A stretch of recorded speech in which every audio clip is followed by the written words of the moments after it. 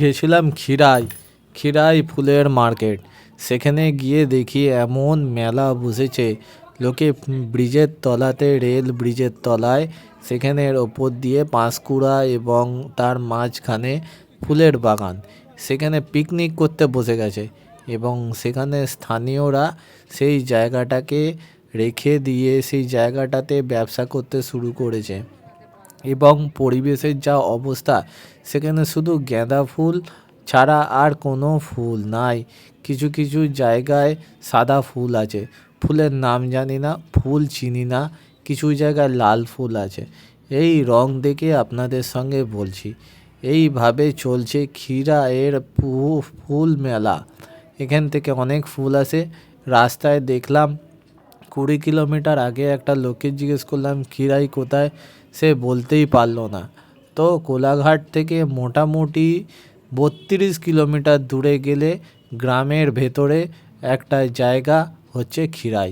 7 kilometre Kolaghat ব্রিজের থেকে, Panskura main road থেকে 7 কিলোমিটার ভেতরে ঢুকলে এই ফুলের বাগান আপনারা দেখতে পাবেন।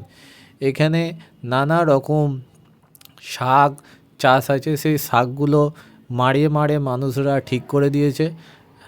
একদম খালের মতো রাস্তা, হেঁটে যাওয়ার রাস্তা। ট্রেন থেকে দেখা যায় খুব সুন্দর ফুলের মার্কেট। তার ওপর দিয়ে ব্রিজ গেছে। সেখানে একটা নদী ছিল, কংসাবতী নদী কিংবা ড্যাম।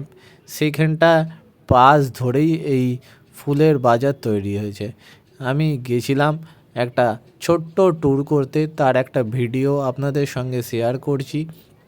আর এখানে আইসক্রিম, খাবার স্টল, নানা রকম ফুল বিক্রি করছে। সেখানে গোলাপ ফুল 10 টাকা করে বিক্রি হচ্ছে, আর কলকাতায় সেটা এসে গেলেই 40 টাকা 50 টাকা হয়ে যায়। কারণ আনার কস্ট অনেক বেশি পড়ে যায়, সে ট্রেনেই আসুক আর গাড়িতেই আসুক, কারণ পেট্রোলের দাম অনেক বেশি। এই জায়গাগুলো যদি পরিষ্কার পরিচ্ছন্ন রাখতে হয়, তার জন্যে আমাদের সেই জায়গাগুলোকে পরিষ্কার রাখার জন্যে নোংরা বোতল, নোংরা প্লাস্টিক, খাবার জিনিস, কাগজ, সেগুলো কম ব্যবহার করতে হবে সেই জায়গায়। এই বলে আমি ভিডিওটি বানালাম। অবশ্যই নোংরা জিনিস কমালে তবে আমরা পরিবেশ সুস্থ রাখতে পারবো।